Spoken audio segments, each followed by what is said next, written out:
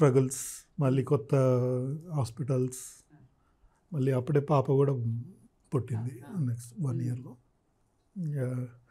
Career మెల్లగానే start అయింది. అక్కడ బాగుండేది, బెంగళూరులో అవేర్నెస్ బాగుంటుంది ఫిజియోథెరపీకి కంపారిటివ్లీ హైదరాబాద్. ఇప్పుడు ఉంది బాగా మళ్ళీ హైదరాబాద్లో. సో ఆ స్ట్రగుల్స్ ఫేస్ చేసినప్పటికీ ఒక సక్సెస్ఫుల్గా ఆవిడ ఒక సక్సెస్ఫుల్ జర్నలిస్ట్గా ఉన్నారు, జర్నలిస్ట్ హస్బెండ్గా మీరు ఉన్నారు, అండ్ ఒక సక్సెస్ఫుల్ ఫిజియోథెరపిస్ట్ వైఫ్గా ఆవిడ ఉన్నారు. కాబట్టి ఆ స్ట్రగుల్స్ ఆ హడిల్స్ అన్నీ మర్చిపోతాం ఎన్ని పడ్డా కూడా. అంటే సహజం కదా, ఎవరి జీవితంలోనే ఉంటాయి, ఎవరి జీవితంలోనే ఉంటాయి. కెరీర్ ప్రారంభంలో ఎవరికైనా ఉంటాయి, వాటన్నిటిని తట్టుకొని సక్సెస్ కావాలన్న వాళ్ళదే ఉంటుంది. కాబట్టి దాని గురించే మనం మాట్లాడుకుంటుంటాం. కాబట్టి సో ఏమనిపించింది అంటే హైదరాబాద్ రావాలి, ఇక్కడికి షిఫ్ట్ అవ్వాలి అనుకున్నప్పుడు డిస్కషన్స్ అయితే జరిగి ఉంటాయి. కాబట్టి ఎలాంటి డిస్కషన్ జరిగాయి అంటే హైదరాబాద్ షిఫ్ట్ అవ్వడానికి? అంటే దీపావళికి తను వచ్చారు. తను వచ్చినప్పుడు అప్పుడు నాకు రామోజీ ఫిలిం సిటీలో ట్రైనింగ్ ఇస్తాము. లాస్ట్ రౌండ్లో ఒక 22 మందిని సెలెక్ట్ చేశారు. సెలెక్ట్ చేశాక ట్రైనింగ్కి రమ్మన్నారు. 1 నెల రోజులు రామోజీ ఫిలిం సిటీలోనే ఉండాలి. ఆ ట్రైనింగ్ ఇచ్చిన తర్వాతనే అందులో నుంచి మళ్ళీ ఫైనల్ సెలెక్షన్ ఉంటుంది. అప్పుడు వాళ్ళ అమ్మ నాన్న, మా అమ్మ నాన్న అందరూ ఒకటే మాట చెప్పినారు, మీరు ఇక్కడ నుంచి అయితే హైదరాబాద్ దాకా పోయి అక్కడ ఉద్యోగం చేయాలని అనుకుంటే తనను ఫిలిం సిటీలో దించేసి బాబు నువ్వు బెంగళూరు వెళ్ళు, లేదు వద్దు అని మీరిద్దరే మా ఇద్దరికే వదిలేశారు. మీరిద్దరే మాట్లాడుకోండి, లేదు ఎందుకు మనకి ఉద్యోగం ఏం అవసరము అని అనుకుంటే డైరెక్ట్ బెంగళూరు వెళ్ళిపోండి అంతే. మమ్మల్ని ఎవరు కూడా ఏం ప్రెజర్ చేయలేదు, చేయాలని అనలేదు, చేయొద్దు అని కూడా అనలేదు, ఎవరు అనలేదు. ఇక మేమే ఆలోచించుకున్నాము. తను కూడా పెద్దగా ఆబ్జెక్షన్ ఏం చెప్పలేదు. హైదరాబాద్ వచ్చినాము. తను నన్ను ఫిలిం సిటీ దగ్గర డ్రాప్ చేశారు. తను బెంగళూరు వెళ్ళిపోయారు, నేను ఫిలిం సిటీకి వెళ్ళిపోయాను. ఇక మళ్ళీ నేను బెంగళూరు వెళ్ళలేదు. తనే పాప పుట్టిన తర్వాత అంటే అప్పుడు నేను క్యారింగ్ ఉంటుంది. అప్పుడు కొద్దిగా అంటే ఇప్పుడు ఏం అవసరము అన్నట్టుగా కూడా అందరికీ మనసులో కొంచెం ఉండింది. బట్ అయినా కూడా నన్ను అది అంటే టీవీలో వార్తలు చదివే ఉద్యోగము, తనేదో అడుగుతుంది ఎందుకు వద్దనటము అనే దాంట్లో ఉన్నారు. కొంతమందికి ఏమో సెలెక్ట్ అవుతుందా చూద్దాము అనేది ఉండే, తనకు కూడా ఉండే కదా అది, అట్లా ఎందుకు అన్నట్టుగా. కాకపోతే దేవుడి దయ వల్ల అదృష్టం, అవకాశం వచ్చింది. రైట్. సో తను ఓకే. వాళ్ళ ఇంట్లో వాళ్ళు ఏమనలేదా? మా ఇంట్లో ఏం అబ్జెక్షన్స్ లేవు ఎప్పుడు. సో అందరి సహకారంతో సక్సెస్ఫుల్గా కంప్లీట్ అయిపోయింది.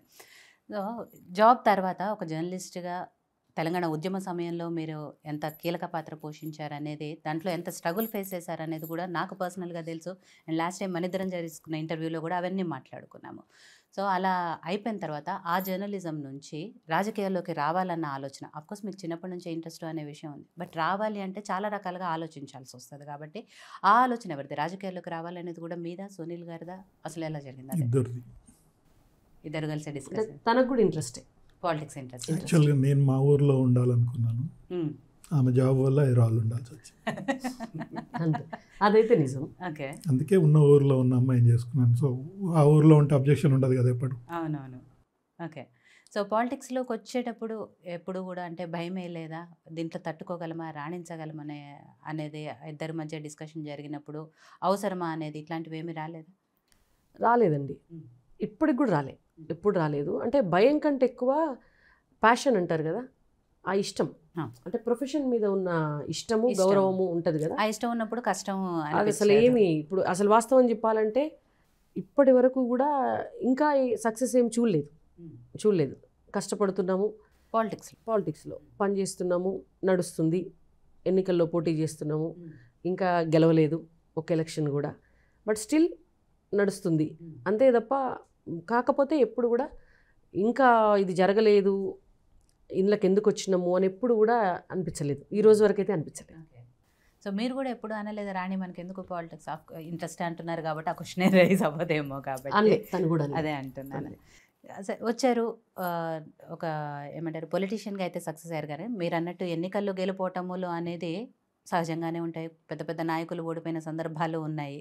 కాబట్టి అది టైము బట్టి ఉంటుంది, ఎప్పుడు గెలుస్తారు, ఎలా గెలుస్తారని. బట్ ప్రజల్లో మాత్రం రాణి రుద్రమ రాజకీయ నాయకురాలుగా ఒక గుర్తింపు అయితే సాధించుకున్నారు, ఆ ముద్ర వేసుకోగలిగారు. సో ఏమనిపిస్తుంది ఆ విషయంలో?